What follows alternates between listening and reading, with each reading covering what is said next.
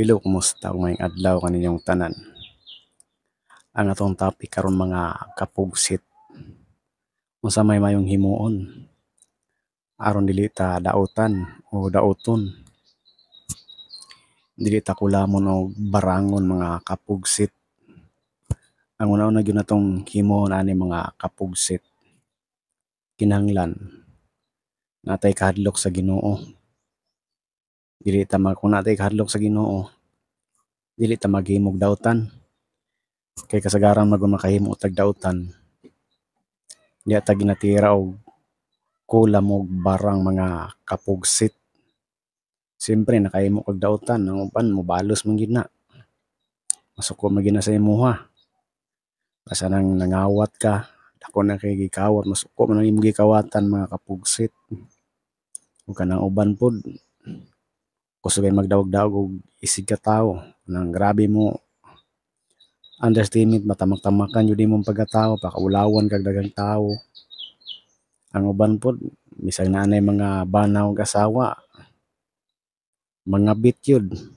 Yang gikabit po dahil natoy ibana dahil ni asawa. Siyempre ang hingtungdan nato masuko gina siya. O dili sila makabalo sa imo sa personal kay hadlok man sila mapriso.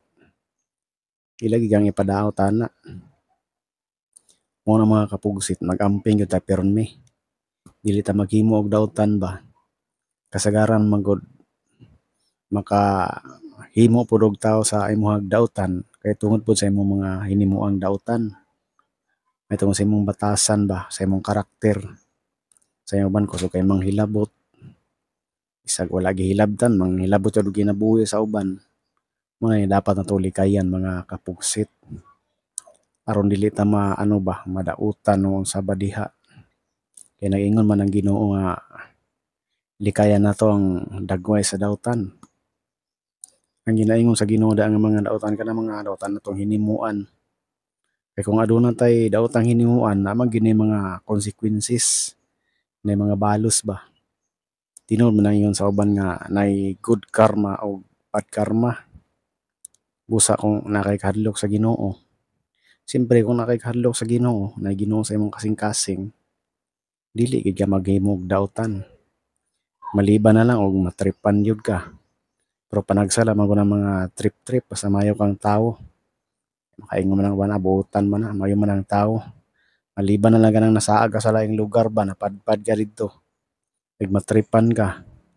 Una po ng lisod. Pero panagsara man ang maying ana mga kapugsit. Kasagaran man sa mga nabalaan ako nga gipang dautan. Kay mahitungod na po yung mga dagkong sala. Busa kita, dili ta magpakasala. Umula na akong advice sa inyo mga kapugsit. Maying adlaw kaninyong tanan.